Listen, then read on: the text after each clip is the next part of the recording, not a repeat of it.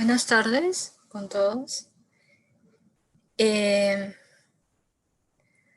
bueno, como ya lo mencionaron, mi nombre es Jessica Hanae Zafra.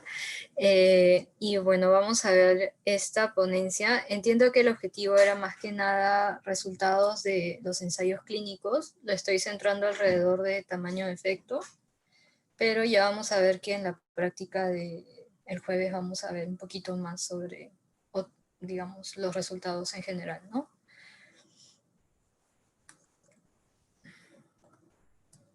Bueno, entonces esta soy yo. Actualmente trabajo en Crónicas, que es un centro de investigación, y también en Evisalud, que somos un grupo de personas que dictamos clases sobre toma de decisiones. Ahora estamos dictando también estadística, qué sé yo, ¿no? Entonces, el objetivo de esta ponencia, como les comenté, lo he centrado alrededor de conocer cómo se presenta el tamaño de efecto.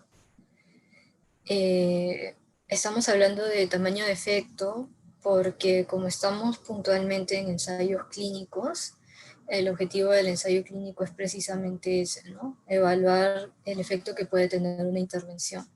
Si bien las medidas que vamos a ver ahorita son muy parecidas a, incluso se calculan igual que las medidas que pueden calcularse en estudios transversales o de corte, eh, estas otras se llaman medidas de asociación porque lo que está detrás del cálculo es el diseño y en sí es más conceptual, ¿no? Porque estoy tratando de ver que se asocian variables.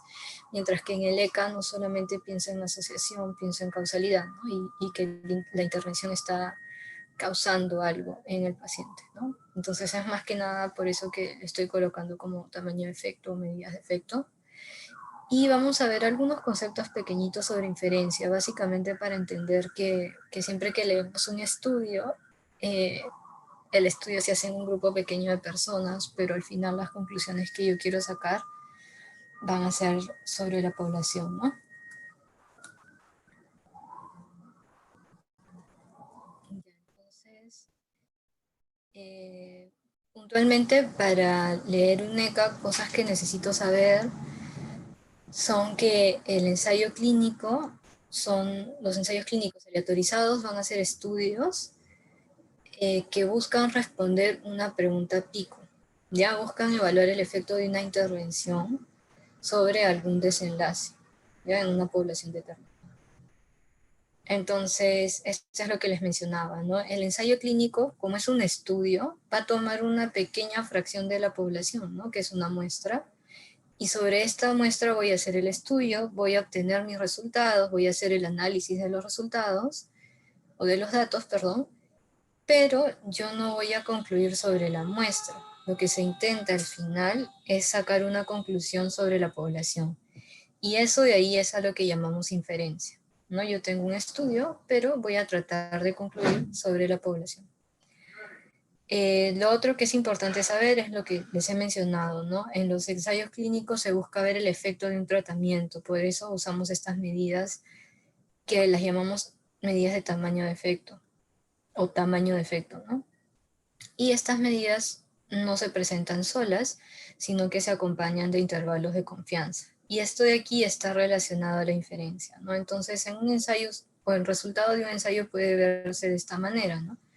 Tengo un OR que sería mi medida o mi tamaño de efecto, digamos, que es de 1.4, y luego tengo un intervalo de confianza que va a ir de 1.10 a 2.27. Entonces, lo primero nos habla del resultado que estoy hallando en mi muestra, mientras que el intervalo me está hablando de la inferencia, ¿no? De cómo, entre qué valores se podría encontrar el efecto en la población. ¿Ya? Entonces, siempre bien, van de la mano. Entonces, existen varias formas de medir el tamaño de efecto. Lo que les propongo acá es una clasificación en base al tipo de desenlace, ¿ya? Y acá lo vamos a poner de una forma muy sencilla, los desenlaces categóricos o los desenlaces numéricos. Y dentro de los desenlaces, uy, acá me ha faltado cambiarlo, Acá serían las medidas de efecto, podrían ser el RR, el OR, también puedo tener medidas de impacto como riesgo atribuible. Y dentro de los desenlaces numéricos tengo otras medidas, ¿no? Como la diferencia de medias o la diferencia de medias estandarizada. Puntualmente en un ensayo clínico me importa más la diferencia de medias, que es lo que vamos a ver ahora. ¿Ya? A ver, esto. Ya, entonces primero vamos a ver el RR. Entonces, en este de aquí es un ejemplo. Supongamos que tenemos un ensayo clínico en el cual se quiere evaluar el efecto de la sustancia X, que es un fármaco, digamos, en el control glicémico. Acá me dice este control glicémico se está definiendo como hemoglobina glicosilada menor a 7% en pacientes con diabetes tipo 2. Entonces, lo que yo quiero saber es, primero ya, el ensayo tiene un objetivo, y este es el de responder a una pregunta pico, ¿no? Entonces, si yo trato de entender qué es lo que se está evaluando acá, lo podría separar en estos componentes de la pregunta pico, ¿no? Población, intervención, comparador y desenlace. Entonces, podría chequear y ver que la población son los pacientes con diabetes tipo 2, la intervención es esta sustancia X, ¿no? Esto que yo quiero probar.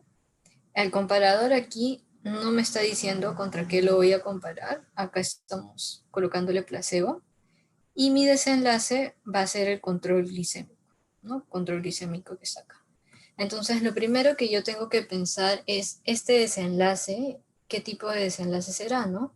¿Será un desenlace numérico o será un desenlace categórico? Entonces, para entender eso simplemente es cuestión de ver qué definición estoy usando. Y acá me colocan que control glicémico se va a considerar como hemoglobina glicosilada menor a 7.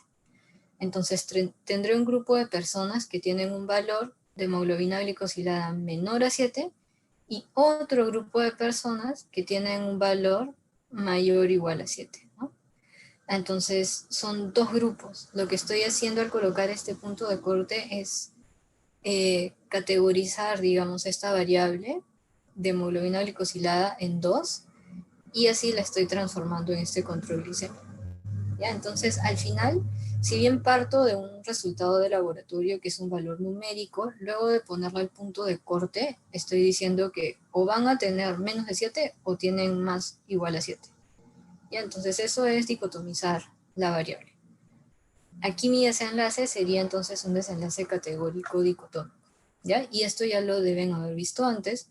Cuando tengo una exposición, que en este caso, como es un ensayo clínico, será una intervención versus un comparador, y un desenlace dicotómico, yo puedo presentar mis resultados en una tabla como esta, ¿no? Una tabla 2×2.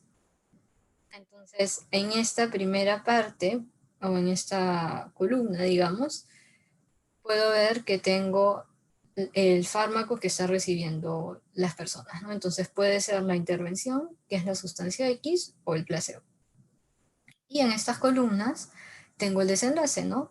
¿Tuvo el control glicémico o no tuvo el control glicémico? Y al final tengo los totales, ¿no? Entonces aquí puedo ver que, por ejemplo, 500 personas recibieron la sustancia X y 500 el placebo. También puedo ver que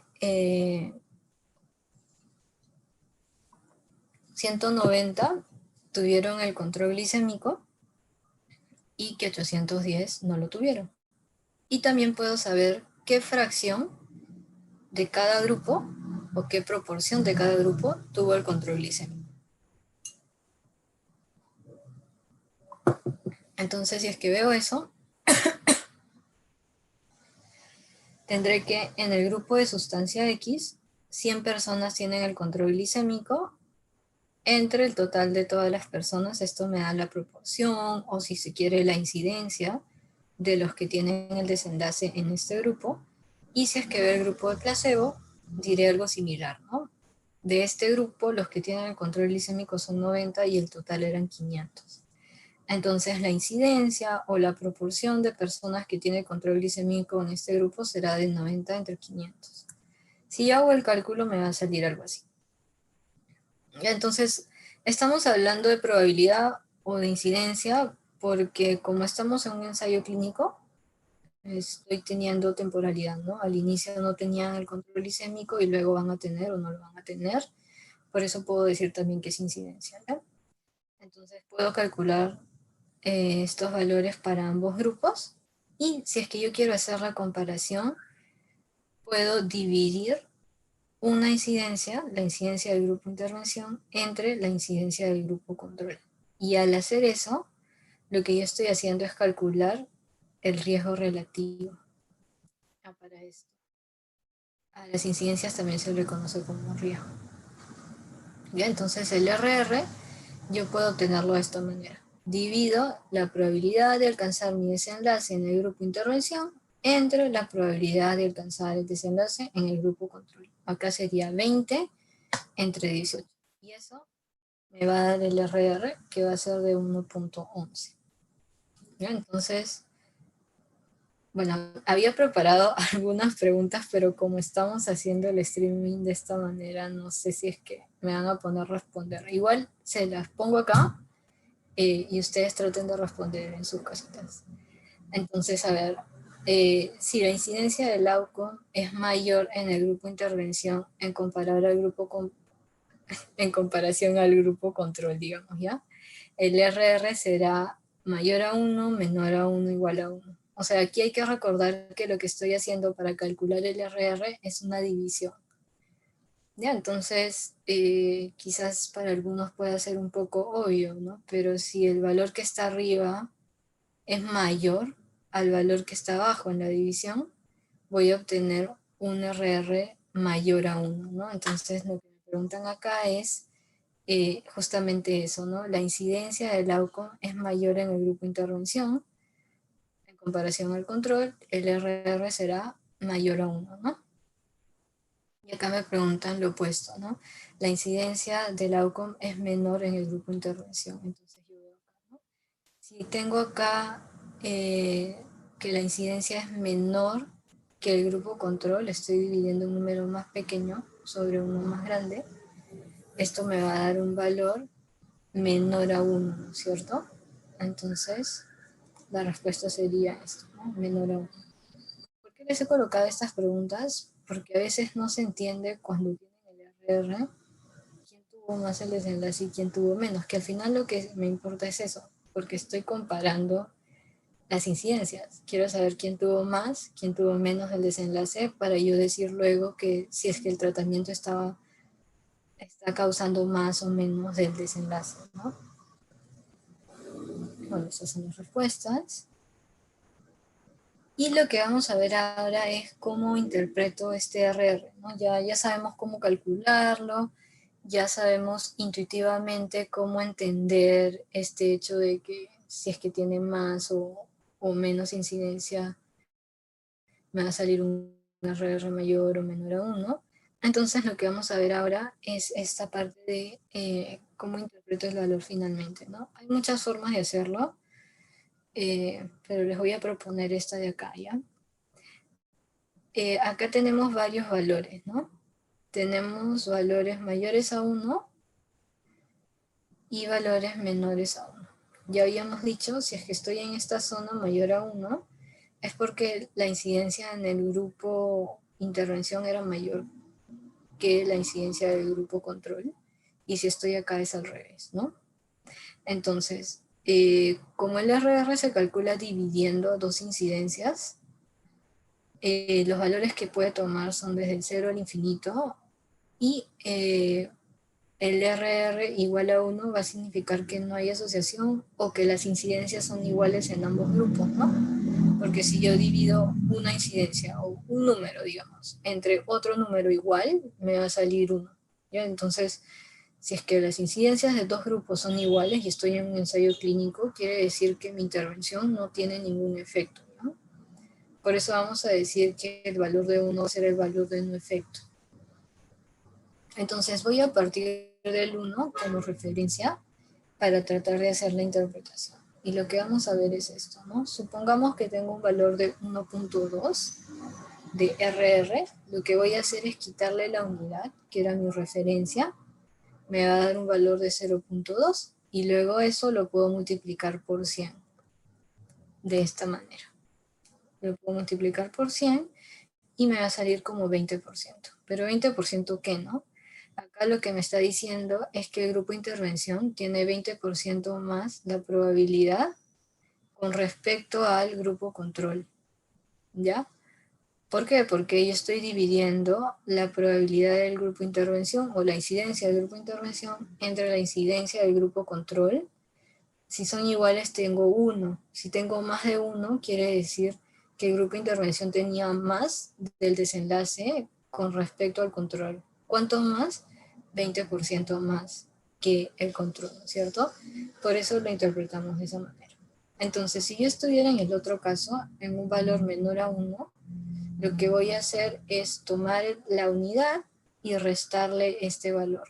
¿Ya? Por ejemplo, 1 menos 0.8 me va a dar 0.2. Eso lo multiplico por 100 y me va a dar algo parecido, 20%.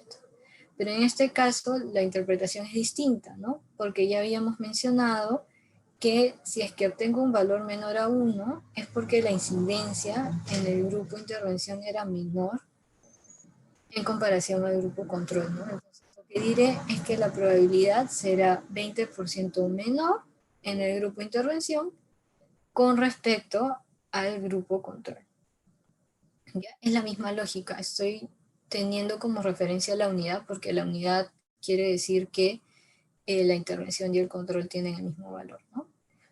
Y para los ejemplos que tenemos acá es lo mismo, ¿no? Si es que estoy en un valor mayor a 1, simplemente le resto la unidad y lo multiplico por 100 para saber cuánto más de probabilidad tendré en el grupo intervención con respecto al grupo control. Entonces, en este caso, si es que yo hago la resta, me sale 0.5 y si lo multiplico por 100 me sale 50% más de probabilidad con respecto al grupo control. Si me voy al otro extremo de aquí, es algo similar, solamente que acá hablaré de 50% menos de probabilidad con respecto al grupo control. Y estos extremos es lo mismo, ¿no? Quizás pueda parecer un poco extraño tener algo que dice 150, pero acá se refiere a que tengo 150 más de probabilidad con respecto al control, ¿no? Eh, o sea que cuando yo he hecho la división he obtenido un valor de 2.5, a veces se interpreta como que el que usa la intervención tiene 2.5 veces la probabilidad del que usa el control, que también es correcto, pero si lo veo de forma relativa lo podría decir así, ¿no? Los que usan la intervención o los que recibieron la intervención tuvieron 150% más probabilidad con respecto al control, ¿no? Es otra manera de decirlo, que me da esta idea de relación entre los dos grupos, ¿no? Entonces acá, si es que tengo este valor de 1.11, lo que yo voy a hacer para la interpretación puede ser lo siguiente, ¿no? En pacientes con diabetes, que es mi población, la probabilidad de alcanzar el control glicémico, que era mi desenlace, en el grupo que recibió esta sustancia X, la intervención, fue 11% mayor con respecto al grupo placebo, ¿no? Es una forma de interpretar este valor de RR.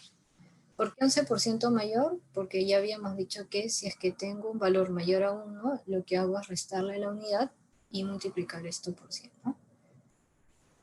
En este caso es 3.5, es lo mismo. Simplemente tomo este valor, le resto la unidad y multiplico el resultado por 100.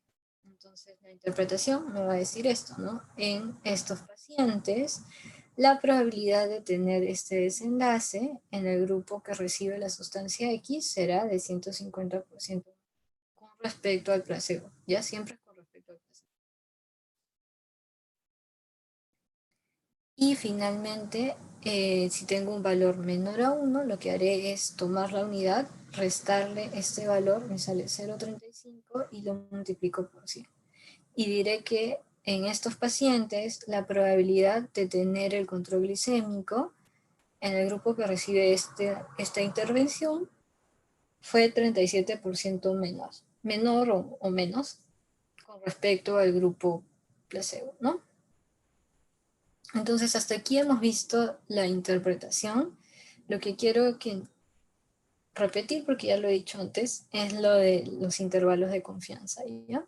Entonces, supongamos que es el mismo estudio, cuando ustedes lean los resultados van a encontrar algo así. Un RR de 1.11 y un intervalo de confianza, acá dice de 1.01 a 1.5 o 50. ¿Qué significa esto? Que cuando yo he hecho mi estudio, recuerden, el ensayo clínico tiene una pregunta pico, donde la P es la población, o sea, me interesa esta población y concluir en la población. Pero como no puedo hacer mi ensayo en toda la población, voy a tomar una muestra, ¿ya? Y acá voy a obtener un resultado. El resultado que obtengo en la muestra es este valor de 1.11. Es lo que yo obtengo en la muestra. Pero yo quiero concluir en la población. Y para hacer eso, hago lo que se llama inferencia estadística.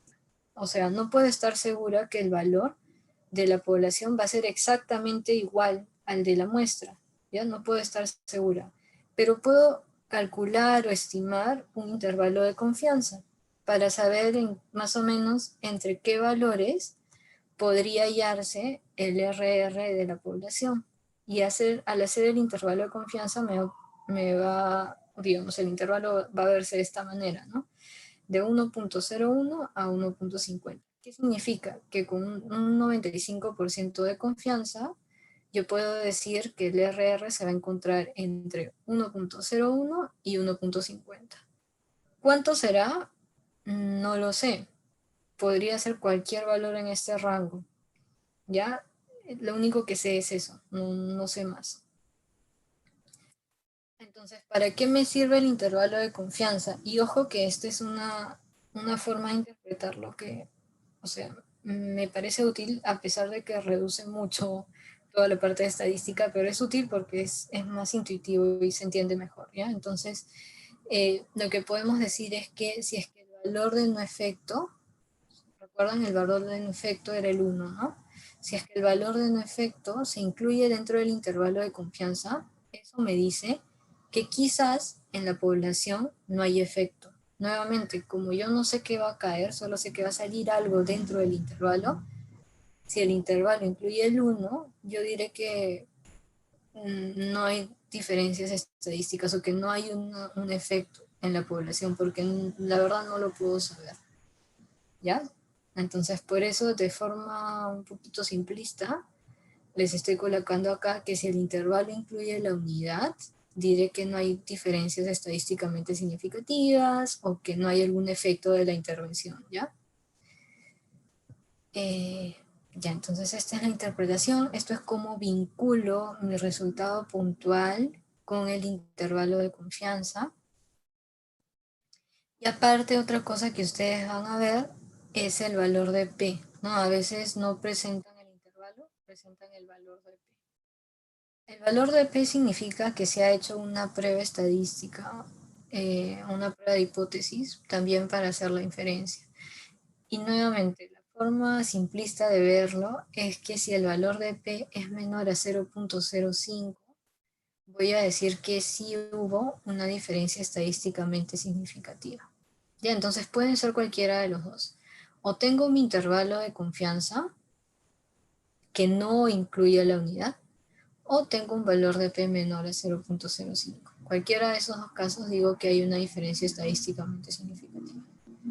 Ya, obviamente con el valor de P solo me dice hay o no hay diferencias, no me dice cuánto es la diferencia, y con el intervalo de confianza yo sí puedo ver magnitudes, ¿no? O sea, podría ser de 1.01 a 1.50. Me da mucha más información que un valor de P.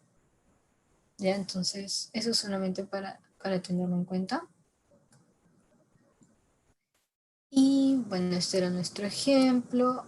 Habíamos hecho el cálculo a partir de esta tabla y acá les ponía esto, ¿no? Ahora supongamos que tengo el valor, el mismo RR de 1.11, pero me dicen que el intervalo de confianza va de 0.9 a 1.75. Entonces, debido a que este intervalo incluye la unidad, yo, digamos, no puedo saber qué va a pasar en la población, ¿no?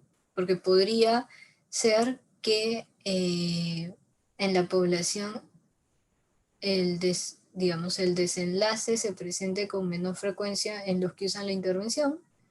Podría ser uno, podría ser igual la incidencia en ambos grupos, o podría ser más de uno, o sea que el desenlace se presenta con mayor frecuencia con la intervención. Como podría ser cualquier cosa, yo no puedo aseverar que la intervención está teniendo un efecto, ¿no? Entonces voy a ver esto, incluye el no efecto, y diré, ok, esto de aquí no es estadísticamente significativo. ¿Ya? Y al final esa va a ser mi interpretación. Yo puedo hacer la interpretación del estimado puntual, que es esto de acá, ¿no? Y decir que en esta población la probabilidad de alcanzar control, perdón, en estos pacientes, la probabilidad de alcanzar el control glicémico en el grupo que recibe la intervención fue 11% mayor con respecto al placebo, pero, ojo, que esto es lo que encontré en la muestra, pero cuando veo el intervalo no puedo saber qué va a pasar en la población. Ya por eso digo que esto no fue estadísticamente significativo. Entonces hasta aquí hemos visto el RR. Igual creo que si es que hay alguna pregunta me van a avisar. Así que si es que tienen dudas pueden preguntar. Y lo que vamos a ver luego es el OR. ¿Ya? Entonces hemos visto una forma de medir el efecto, que es el RR, y ahorita vamos a ver el OR.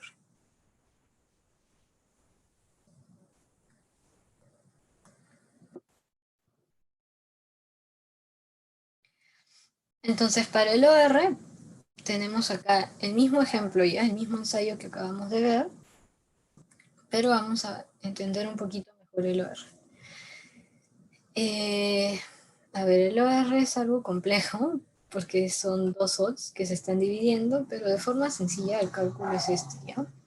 Yo voy a tener mi grupo de intervención y voy a decir que 100 personas tienen el desenlace y 400 no tienen el desenlace. Entonces, para calcular el odds yo puedo decir 100 entre 400 en el grupo de sustancia X. En el grupo placebo puedo tener 90 entre 410 en el grupo placebo, ¿no? Y luego esos dos valores que he calculado los voy a dividir. Los voy a dividir, perdón, acá están, ¿no? O sea, tengo los dos valores que les he mencionado, voy a hacer el cálculo. Si yo divido, calculo el OR, ¿no? El odds de tener el desenlace en el grupo intervención, el odds de tener el desenlace en el grupo control, que es lo que hemos visto, y hago esta división. Y me sale un OR de 0,25 entre 0,22, que es igual a 1,14.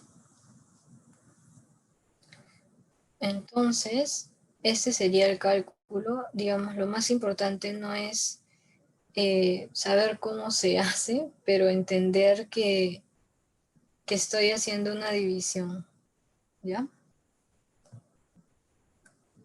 Entonces, la interpretación es parecida, solo que no voy a hablar de probabilidades o de incidencias, sino de odds, porque estoy calculando odds, ¿ya? Y si tengo este resultado, por ejemplo, de 0,85 y un intervalo de confianza de 0,74 a 0,93, lo primero que voy a ver, o lo que más me interesa es este intervalo.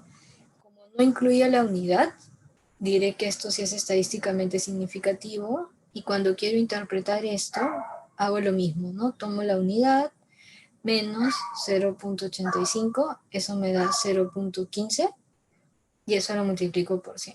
Y diré que en los pacientes con diabetes mellitus tipo 2, el odds de tener el desenlace en el grupo que toma la sustancia X fue 15% menos en comparación al grupo o en relación al grupo que toma placebo, ¿ya? Y que esto fue estadísticamente significativo, ¿ya? Es lo que les he colocado acá. El único cambio al interpretar está en esto de acá, ¿no? Me dice odds. ¿Por qué odds? Porque estoy presentando odds, ¿no? Entonces, al final, ¿cuál es la diferencia entre el OR y el RR? Como hemos visto, el cálculo es distinto. Eh, en el RR estoy calculando una incidencia, una probabilidad de tener un desenlace en cada grupo, mientras que el odds es el lot, ¿no? Es un poquito más complicado de entender. Entonces el RR también es más intuitivo y más fácil de entender en comparación al OR. ¿Ya? Ahora, ¿por qué calculo el OR? Porque a veces, pensando desde la parte estadística, es más fácil computar el OR que el RR. eh, y es por eso que lo van a ver en los ensayos clínicos y es por eso que es necesario que ustedes lo conozcan. Eh, y ante esta situación, algo que yo puedo hacer para no confundirme o complicarme tratando de interpretar el OR es interpretarlo como si fuera un RR. Ya se puede hacer, pero solamente se puede hacer si es que la prevalencia del desenlace es baja, o sea, menor a 10%. ¿Ya? Si la prevalencia o la probabilidad de presentar el desenlace es mayor a 10, el OR va a sobreestimar o sobredimensionar el efecto, ¿ya? Más que el RR sobredimensiona el efecto. ¿A qué me refiero con eso? Lo acabamos de ver, ¿no? Aquí hicimos un cálculo de OR y obtuvimos un valor de 1.14. Cuando vimos el cálculo del RR con los mismos datos, nos salió 1.11. Entonces, el OR está sobreestimando el efecto, porque en el primer caso del RR tenía un valor de 11% más de probabilidad y acá tengo 14% más de odds. Si yo quiero interpretarlo, si yo quisiera interpretar el odds como RR y hablar de probabilidad, sería un error, ¿no? Porque me está exagerando el efecto, ya le está sobredimensionando. A eso me refiero con que si la frecuencia, acá está la frecuencia del desenlace, ¿no? Es de 19%. Si la frecuencia del desenlace es muy alta, esto empieza a sobredimensionar más. Si fuera más frecuente, este número crecería aún más. Entonces hay que tener mucho cuidado con las magnitudes de los efectos y saber, ¿no? Si es que tengo un OR, resulta un poco difícil de entender, puedo interpretarlo como un RR siempre y cuando el desenlace no sea tan frecuente. Si es que es muy frecuente, no conviene hacer esta interpretación del OR como si fuera el RR, ¿ya? Porque sobredimensiona el efecto. Entonces, esas son las medidas de efecto que hemos visto. Luego vamos a ver una medida que es el RA. Como les había mencionado, si tienen dudas, por favor, colóquenlo en el chat, supongo, y me avisarán.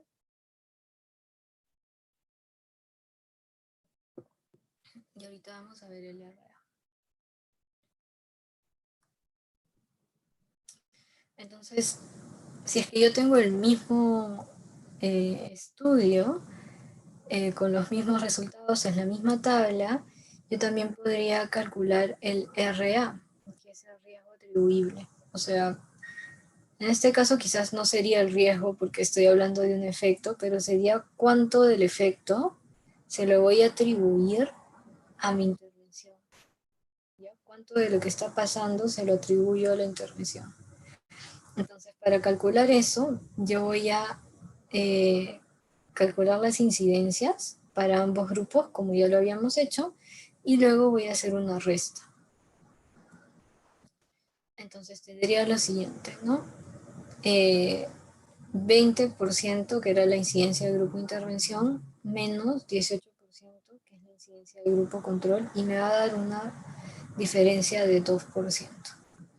Cuando hablo de 2%, estoy hablando de 2 personas en 100, pero también podría hablar en 1000 personas y decir, en vez de, si son 2 por 100, serán 20 por 1000, ¿no? O sea, si estuviera hablando de 1000 personas, en total lo que tendría son 20 personas más que tienen el desenlace, ¿ya? Esto lo vamos a ver de forma gráfica.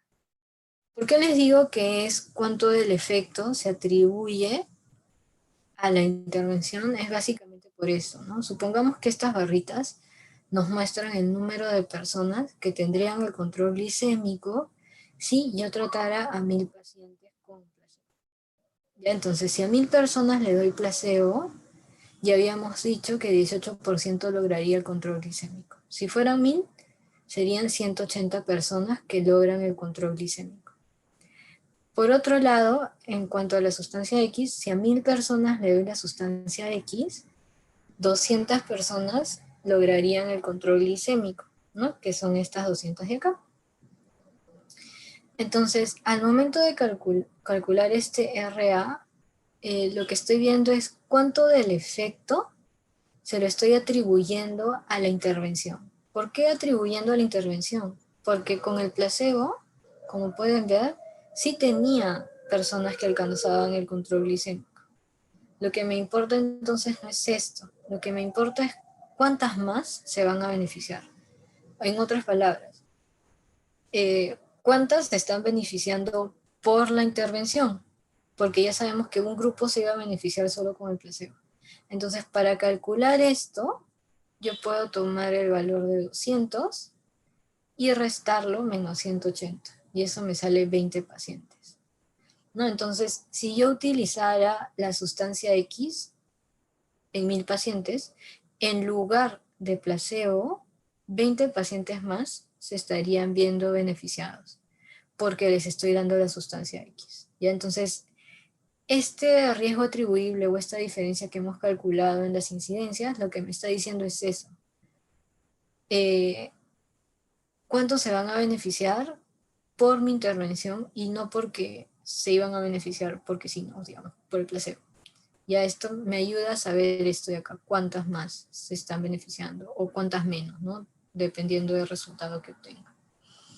Entonces esta es la idea detrás de este cálculo del RA, que si quieren lo pueden llamar diferencia de incidencias, no sé. Pero la idea es que puedo ver cuánto del efecto se lo estoy atribuyendo a la intervención.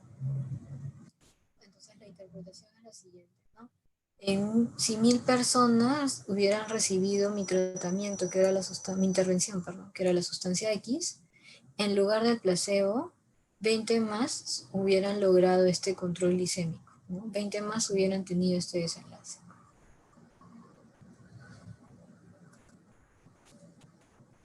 Bueno, esto es lo que ya les acabo de colocar, ¿no? Si 1000 personas hubieran recibido la sustancia X en lugar del placebo, 20 más hubieran logrado el control glicémico. Y hasta aquí hemos visto desenlaces de tipo categórico, ¿no? Estos desenlaces como por ejemplo el control glicémico que tengo. ¿Tiene control glicémico o no tiene control glicémico? Y en ese caso yo puedo hacer mi tabla 2×2 y puedo calcular, como hemos visto, el RR, el OR, el RA para ver el efecto, ¿no? O sea, ¿qué está pasando cuando doy la intervención? Y por otro lado, puedo tener desenlaces numéricos, ¿ya? Que son como, por ejemplo, peso, ¿no? Si tengo peso medido en kilos, es un desenlace numérico. En este caso, como estamos viendo ensayos clínicos, vamos a ver solo diferencia de medias. ¿Ya? Diferencia de medias estandarizada es otra medida que nos va a servir más que nada en las revisiones sistemáticas, porque en la revisión sistemática estoy combinando diferentes resultados de distintos estudios. ¿Ya? Entonces, por eso es que no lo vamos a ver ahorita. Creo que en su curso ya van a tener una ponencia luego sobre revisiones sistemáticas para ver diferencia de medidas estandarizadas. ¿Ya? Pero ahorita como es ECA vamos a ver diferencia de medidas.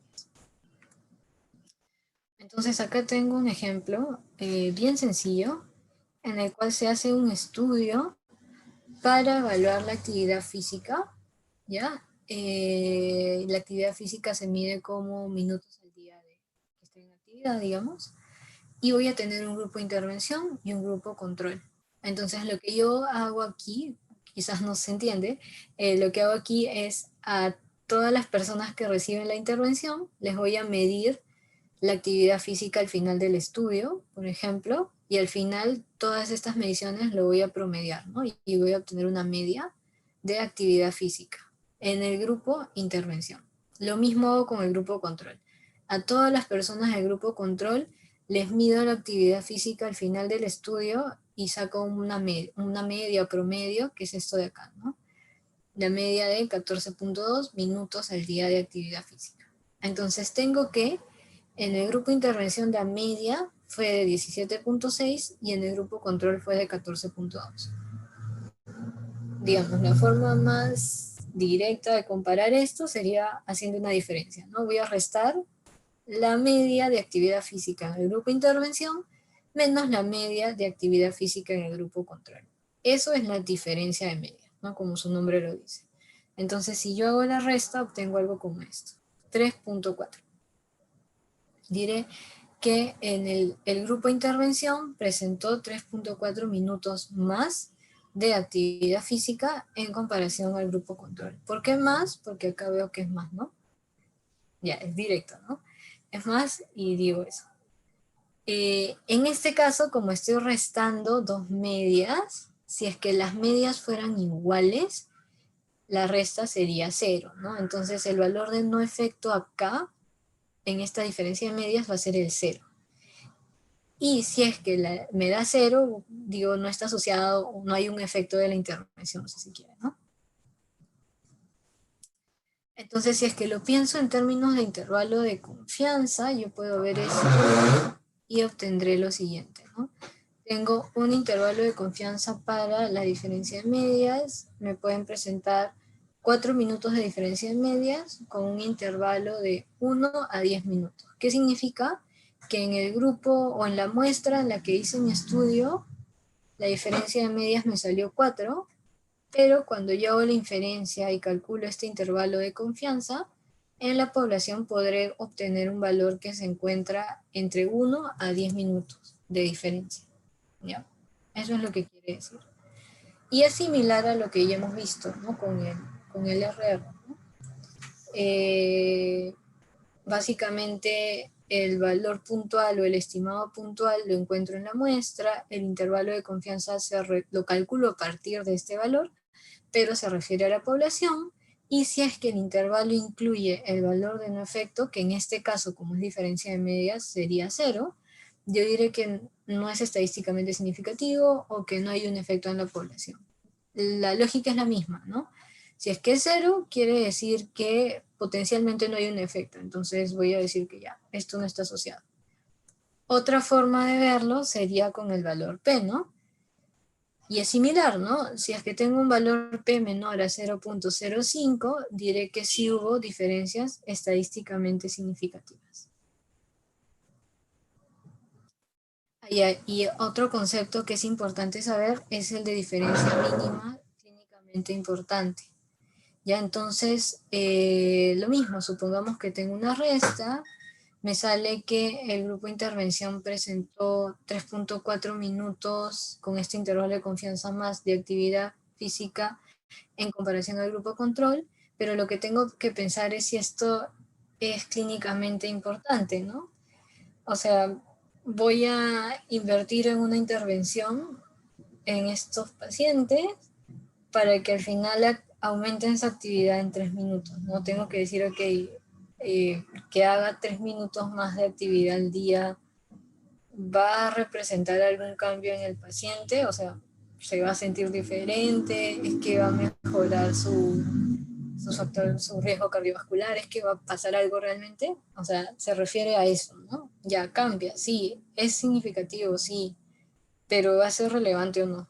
Esa sería la siguiente pregunta que hay que plantearse, ¿no? Y ahí sale este valor de diferencia mínima clínicamente importante, ¿no? Es cuánto debo cambiar mi variable para que el paciente presente algún beneficio o para que el paciente sienta algún beneficio, ¿no? Si es que yo estoy midiendo, por ejemplo, dolor con una escala visual análoga, ¿cuántos puntos tiene que cambiar para que el paciente realmente te diga si me siento mejor o si mi dolor ha disminuido? O sea, tengo que tratar de buscar que el efecto de la intervención llegue al menos a ese valor mínimo, ¿no? Para poder decir que sí, que está pasando algo importante clínicamente hablando, ¿no? Bueno, entonces hasta acá es la ponencia. No sé si es que habrá algunas preguntas.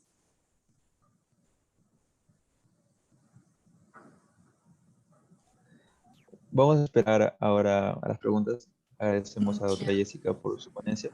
Vamos a esperar unos 5 minutos. En el transcurso del tiempo, si llega, voy a relatar.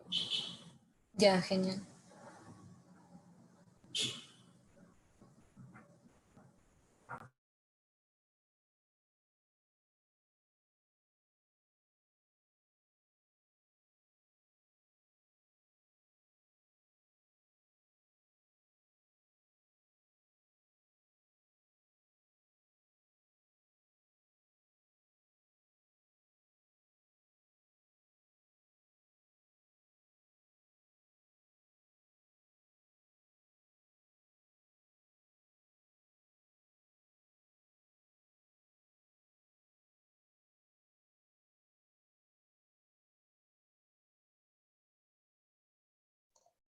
Ya, ahorita encontramos una pregunta de Luz Alessandra Dávila Cabanillas. Pregunta, ¿el valor de P siempre tendrá vigencia? Dice que escucho que más adelante se puede prescindir del valor P. O sea, como les había mencionado, el valor de P proviene de una prueba estadística, de una prueba de hipótesis, y básicamente te dice si es que algo está asociado, si se quiere, o si los valores que se encuentran son diferentes, pero no te dice cuánto. Entonces, sí tiene utilidad, pero al momento de tomar decisiones está un poco limitado. Entonces, por ahí si es que chequeas de curiosa, vas a encontrar que hay un montón de artículos y discusiones sobre el valor P y que debemos ir más allá del valor P y que no es lo único que hay, etcétera, etcétera. Y es por esto que he mencionado, ¿no? Al final, ponte, si yo te digo, hago una diferencia de medias, un t-student, ya el famoso t-student, y me sale valor P menor a 0.05, yo digo, sí, está asociado, o sí, hay diferencias entre los grupos, y no te digo nada más, o sea, no te está diciendo nada de información, ¿no? En cambio, si te digo, mira, la diferencia de medias es esta, con este intervalo, te está dando más información. Lo mismo para el RR, ¿no? Te digo, sí, las incidencias son diferentes entre los grupos, pero no te digo cuán diferentes son, es un poco limitado, ¿no? Por eso se está tendiendo a presentar los resultados de esta manera, presentarte un tamaño de efecto, para que se pueda tomar una decisión con ese resultado, ¿no?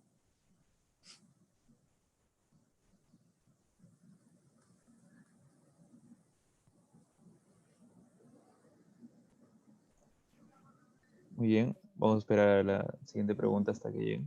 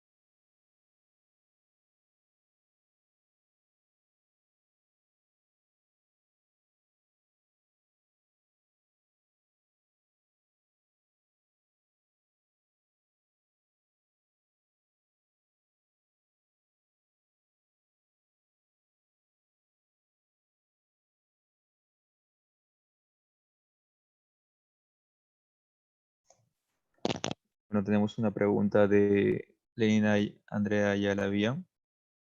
Nos comenta, eh, ¿se puede usar OR en vez de RR, de río relativo? Esa es su pregunta. eh,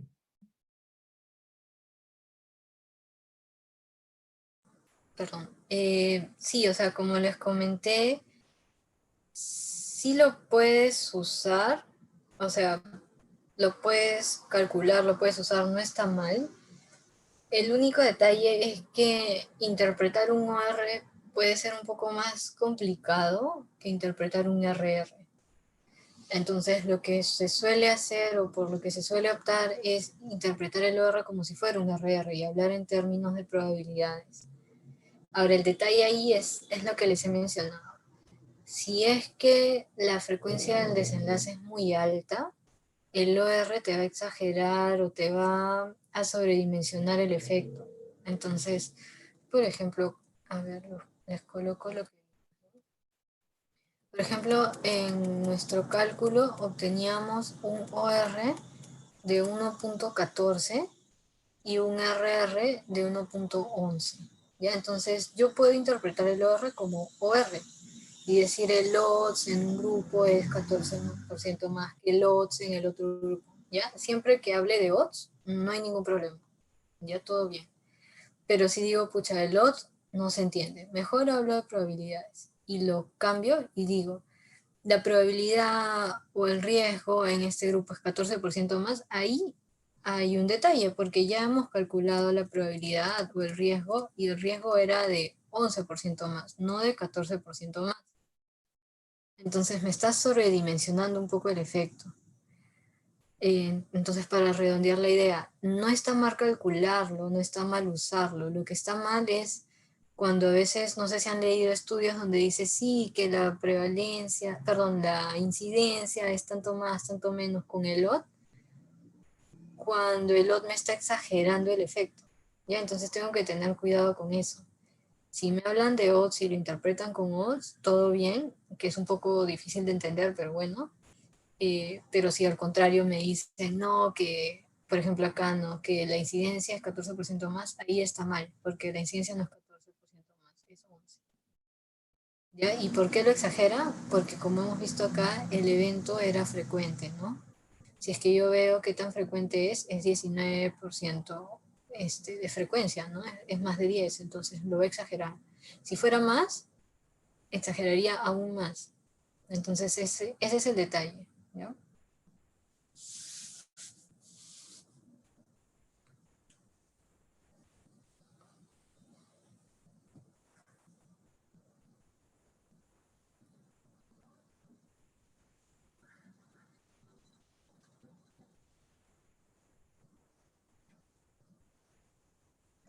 Muy bien, esperaremos 2 minutos más para ver si hay una pregunta más o ya concluir con la ponencia.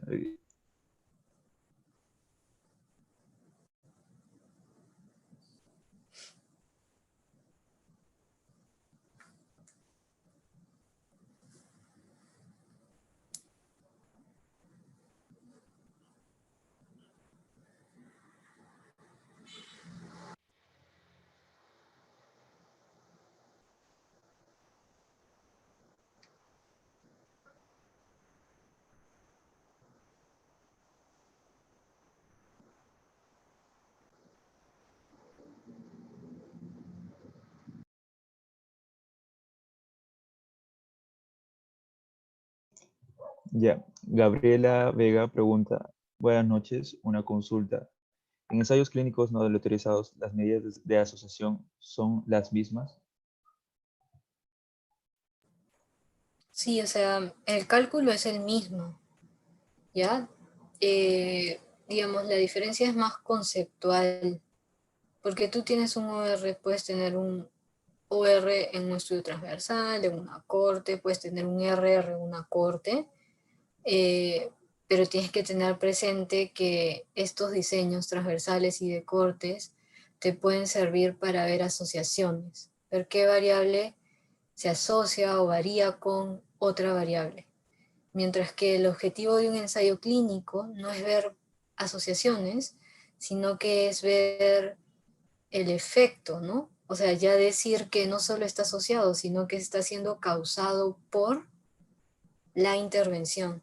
Entonces es por eso que, digamos, conceptualmente no es lo mismo, a pesar de que se calculan de la misma manera. Por eso acá les estoy hablando de efecto, porque estamos hablando del efecto de una intervención, ¿no? Pensando en que aquí hay algo de causalidad, ¿no? Que la intervención está causando, en este caso, el control glicémico, ¿no? diferente de un estudio transversal en el cual puedes ver que están asociados, pero no puedes estar segura que esta cosa que está asociada está causando el desenlace.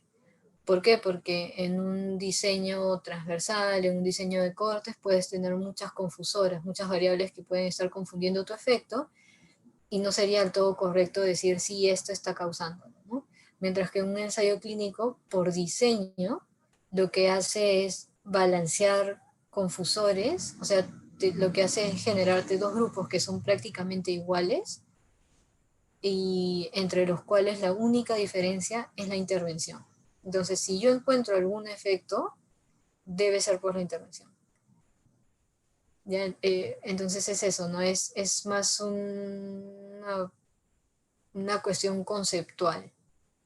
Acá en ensayos clínicos puedo hablar de efectos porque he hecho un diseño especial para ver eso, mientras que en los otros diseños de estudio puedo calcular estas mismas medidas, pero las llamaré o las interpretaré como medidas de asociación, porque me están dando asociación y que no necesariamente es causalidad, ¿no?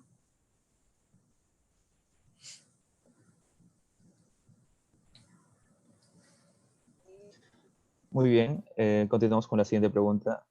Luisa Jacqueline Ábalos Salcedo pregunta, ¿qué se puede tomar como referencia para saber qué es relevante o no en el riesgo en el RA? ¿Qué se puede tomar como referencia para saber qué es relevante o no? Entonces, esto depende. Depende de qué es lo que estás evaluando, y en verdad no es algo tan sencillo, porque no es solamente tener un efecto, sino es considerar otras cosas. Eh,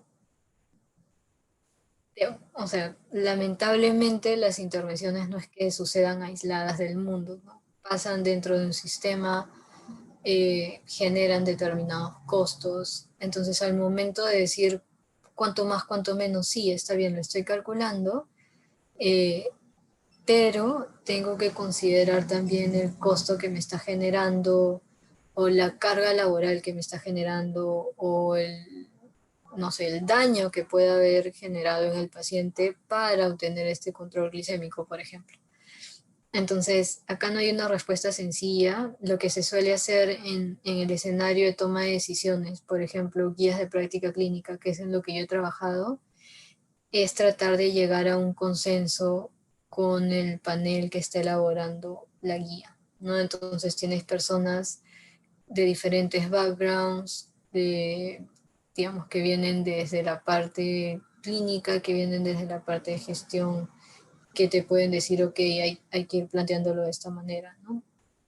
Quizás usas como referencia otras intervenciones, qué sé yo, pero al final es tratar de llegar a un consenso, porque no hay números o valores específicos que te puedan decir si esto es relevante o no es relevante. O sea, si te refieres al DRA. Si te refieres a la diferencia de medias, a la diferencia mínima clínicamente importante, ahí hay estudios para chequear esa relevancia, ¿no? Pero en este caso hay que ponerlo en contexto y casi siempre es consenso al final.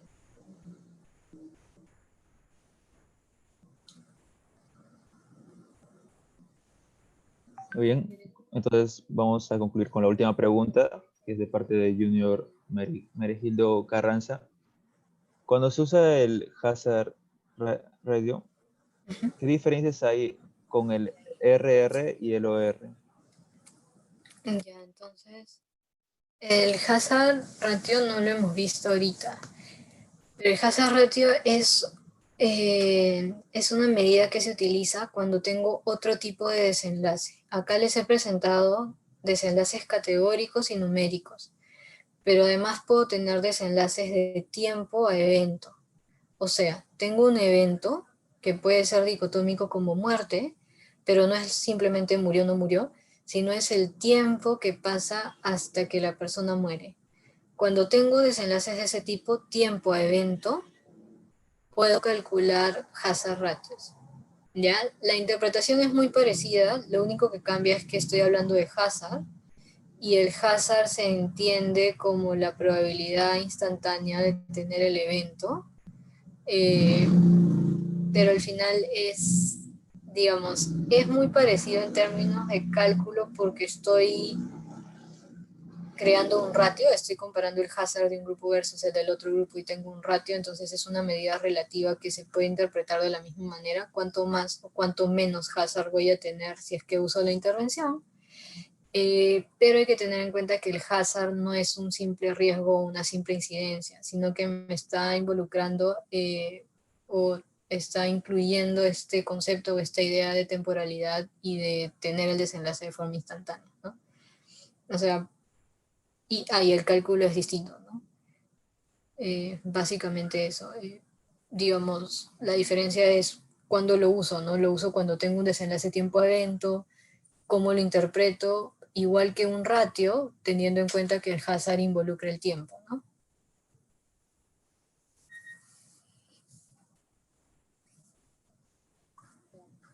Bueno, esas son las preguntas de hoy día. Igual la ponencia de medidas de asociación por parte de la doctora Jessica. Agradecemos nuevamente por la gran ponencia que dio hoy día y damos por finalizado esta ponencia.